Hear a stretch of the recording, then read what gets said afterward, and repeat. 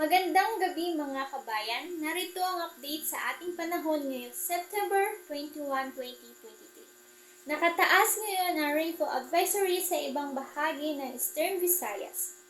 Ayon sa Pag-asa, apektado ang Eastern Samar at ang Samar. Tatagal ang nasabing rainfall advisory hanggang alas 7 ngayong umaga. Ang pag-ulan sa nasabing lugar ay epekto umano ng Intertropical Cover Zone o ITCZ. Ngayong umaga rin, inaasahan ang ulan sa ilang panig ng Visayas.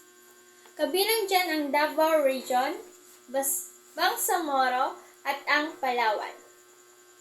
Base po yan ng rainfall forecast ng weather. Magpapatuloy yan at magiging malawakan pamamayang hapon. Kaya maging alerto sa pagbanta ng pagbaha o kaya naman ay landslide. At posible ring umulan dito sa Metro Manila, kaya ingat po tayo mga kabayan.